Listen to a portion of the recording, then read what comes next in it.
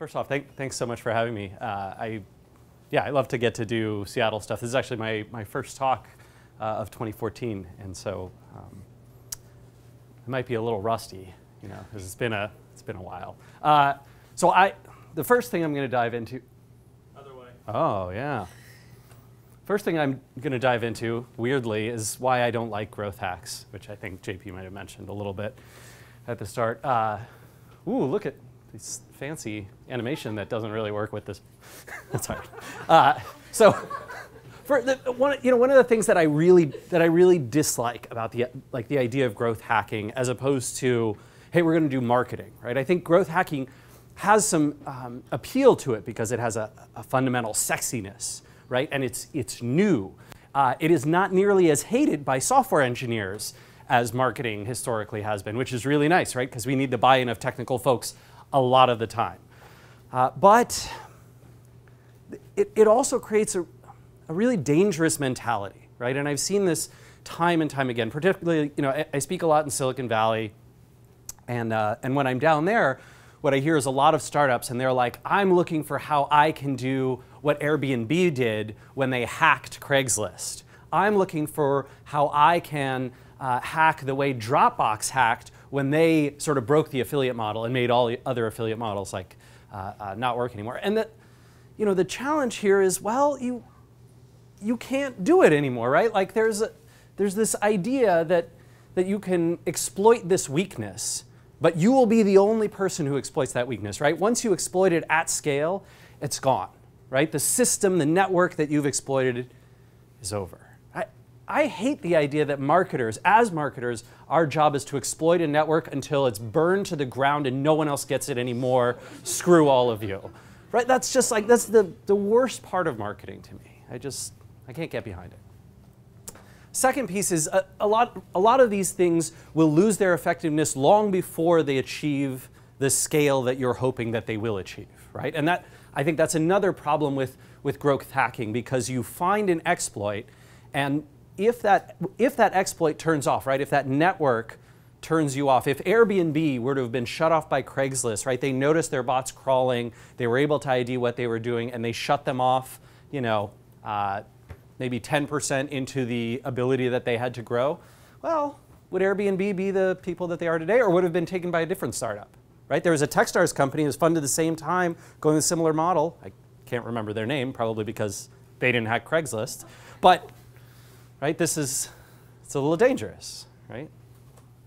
And then the third is I think we create in our own minds, not just in the rest of the world or in these networks, but we create in our own minds and in the minds of the companies that either hire us or that we're working for, this bias to, oh yeah, marketing is like this short-term, quick return, it's done, I don't have to put in a long, hard slog. And 99% of the time, you do have to put in a long, hard slog. Marketing is not something that, well, we found our exploit, let's go, and now we're just looking for the next one to take us to the next level. That's never how our practice has worked. So instead, I'm going to talk about sustainable, scalable web marketing tactics that pretty much fall under the title of growth hacking anyway, but we'll leave aside the etymology. Look how beautiful these slides are. I should have spent more time on design. It's going to be my lesson from. So this is a weird one, right? A lot of times when we talk about SEO, we talk about doing SEO on your website, right? Like you're trying to make your site and content rank better. So why would I recommend doing SEO to somebody else's website, not your website? It turns out, okay, so this is a hotel down in South Africa. It's called Bushman's Kloof, and you can see, look, this is pretty awesome right here. Bushman's Kloof, South Africa Review. This is from the Sydney Morning Herald, right, which is a respectable newspaper in the Southern Hemisphere in Australia specifically. The world's best hotel. There's a question mark there, but actually in the article, the writer who wrote about it basically says, yes, this is the world's best hotel. It literally is. You know what this, so obviously this is amazing, right? Super amazing that that arrow normally points there. But This part is super sucky. Ah! This part is super sucky. It's on, you can't see it, page 3. Page 3. What are you doing, Bushman's Kloof? Right? This reputable newspaper just said you're the best hotel on the planet. And you're letting it rank on page 3? Imagine what this would do if it ranked right below your site links for the hotel on page 1. Right? This is extremely influential. Can move the needle massively. And in fact, right, this is because of a few things. Number one, other people's websites, especially press and bloggers and that kind of stuff, offer greater credibility, right? If I say I'm the world's best hotel, you're like, really? So that shack out back have water? But if somebody else, right, a reliable newspaper says I'm the world's best hotel, people are going to flock there. And all you have to do is get this ranking on page 1. The other thing that's key about this, and the thing that can be applied in a lot of other cases, is that oftentimes other websites will have a much higher domain authority, meaning you put an arbitrary piece of content on, this is going a little too far, but wikipedia.org, it will rank. It will just rank probably on the first page for whatever arbitrary set of keywords you create, because that's just how Google has determined how important Wikipedia is.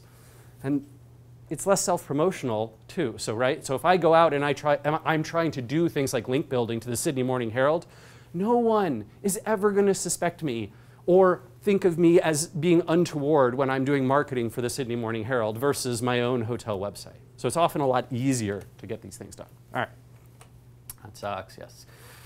Number 2. So I've been doing social sharing for a long time on a lot of different networks, and one of the things I've noticed over the past specifically about 12 to 18 months is that virtually all of the networks, I'm going to show you Facebook, but this is actually true for Google Plus and for Twitter as well, have like this extra viral coefficient that happens when you apply visuals. And so, I do sharing like this, right? And it's a link to a content marketing manifesto a talk that I gave in Philadelphia, or here's this link to our industry survey from last year. And there's this one, right, from some of our Google algorithm ranking factors piece. And you can see the huge delta between 6 likes, 23 likes, 100 likes, right? 40 shares, 5 shares, 1 share. And hey, look at that. Those arrows point to the right place. And in fact, Hootsuite did some nice research here. You can check out the link at the bottom. Hootsuite did some nice research showing that this is true kind of across the board. And now this is the part of the presentation that I'm going to be ashamed of because I'm actually going to tell you a true growth hack. So Facebook, as you might have known in, I think it was late November, early December, they basically had this algorithmic shift with, not really edge rank, but with what shows up from brand pages in other people's feeds. Right? So if you're following a brand page, say you're following the Seahawks, you might have noticed that suddenly you're seeing a lot less posts from the Seahawks, even though they're still putting them on their page. And that's because Facebook you can choose which side you believe. Either you can choose to believe what a lot of marketers believe, which is Facebook would really like advertisers to pay them more money. Or you could believe, yeah, maybe, or you could believe Facebook is trying to show me the most quality stuff, and on average, people like seeing content from their friends more than content from brands. Seahawks fans, feel free to disagree. But in any case, what they have not yet done after they made that shift, they introduced this multi-image format, right? So where you can add multiple images to a single post. It appears that the algorithm hasn't yet been applied to the multi-image post. So put up a single image, it will go less far than it did 2 months ago, 3 months ago. Put up multiple images, for a little while, still going as far as they used to go. So you might notice that the Moz account is posting a lot of multi-image posts right now. I don't know why that is. It's weird. Someone must have told them. I think it wasn't Adam. Who was it? Was it Mike? No, it was Adam.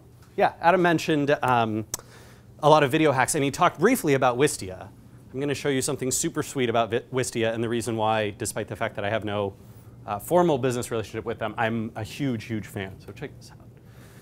This is a YouTube embed page, right? You go to YouTube and you say, yeah, I want to embed this YouTube video on my site.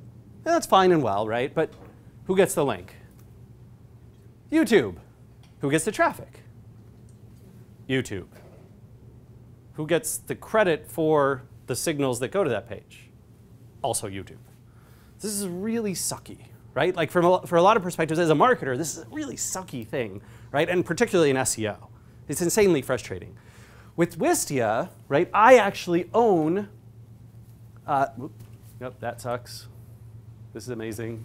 My animation's not playing. All right, there we go. This right here, this embed inside Wistia, I get to control it. I can log into my Wistia account, and then I can change where the link points when somebody embeds my video, which is super, super sweet. So I get these great analytics and all this stuff, but I also get to control the link. And by default, like 99% of the time, again, no one's going to change that link.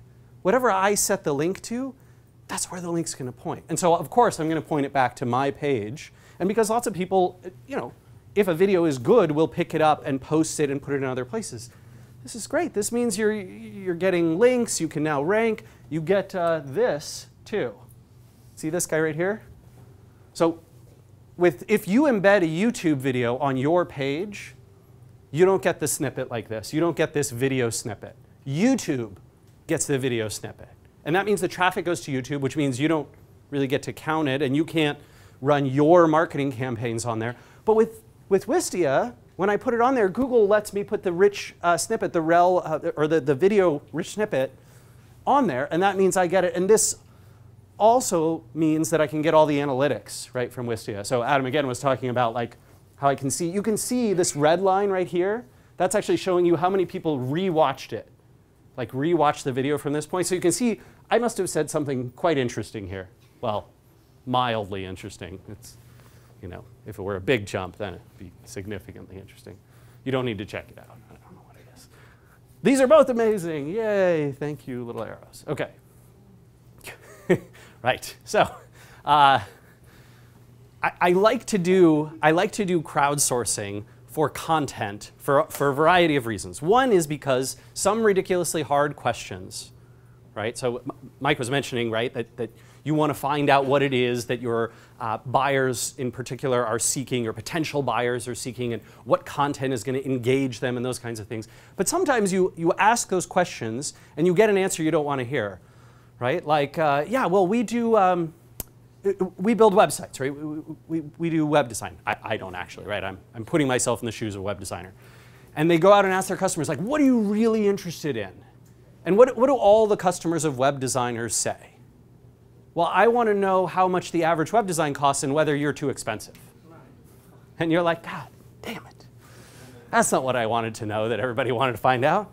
But in fact, this crowdsourcing model can work really nicely to go handle those really thorny, sticky questions and present them in compelling ways. So this is Folio, and Folio actually ranks very, very nicely for things like web design costs and website design pricing and all that kind of stuff. How much does a website cost? They rank well for that. And so they basically have this group of designers. They went out to all of these designers, ask them for distributions of pricing, and a ton of other questions. If you visit this URL, you'll see a bunch of other answers like this. It's fascinating survey data. And then what's beautiful about this, right? So what's beautiful about this is they get that great content answering the questions that their customers really have, potential customers really have, and then they get all of these great shares and links and wonderful metrics. This is from Open Site Explorer, but why is this? Like, why do they get so many people sharing this? It is good content, but what do you think happened to all of the designers who answered the survey? They all got an email as soon as it went live, right? From Folio saying, hey, that thing you participated in, that thing you helped us make is now ready. It's finished. It's here. Check it out. You don't even have to say anything except that. And what do you think all those designers did? They tweeted it, and Facebook shared it, and put it on their Google Plus accounts, and linked to it from their portfolio sites. And in fact, I haven't done this distribution analysis, but I can almost guarantee that the ones who are on the cheaper side did more sharing. Because they were like, look, I don't cost that much. That's my guess, right? All right. My last hack / scalable, sustainable marketing strategy. That was my beer, right? No. That's really weird. Okay. Sorry, man. That's alcohol kills germs, right? That's like a fact. Pretty sure. All right. So Yeah. Don't. I thought I brought it over here with me. I don't know what did I do.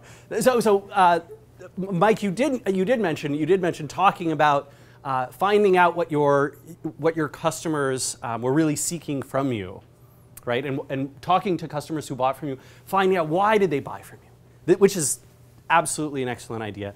And I want to take that one step, not further, one step back, and find out why did people who were qualified customers, who fit the profile of people who should have bought from you, who are like other buyers, why didn't they buy?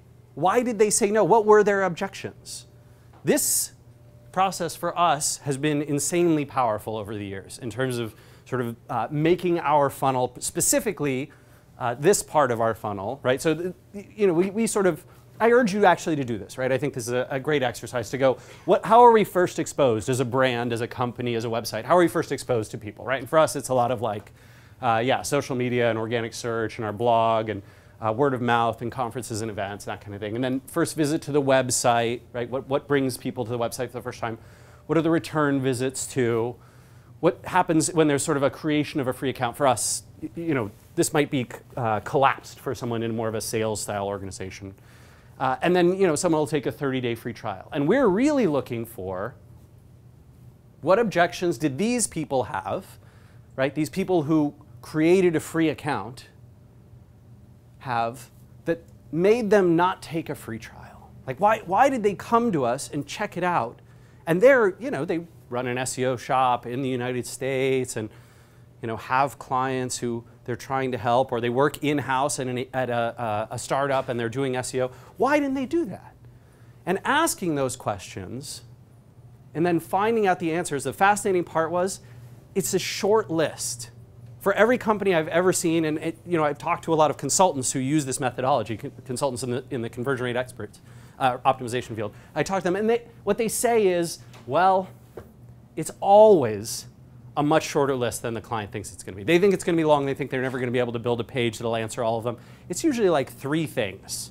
Everybody has the same 3 objections. And if you put the answers to those objections on your landing pages, right, on your pages that are doing the job of conversion, your conversion rates just go skyrocketing. It's a beautiful thing. So with that, I'm going to go find my beer. And thank you very much. Thanks, man. Cheers.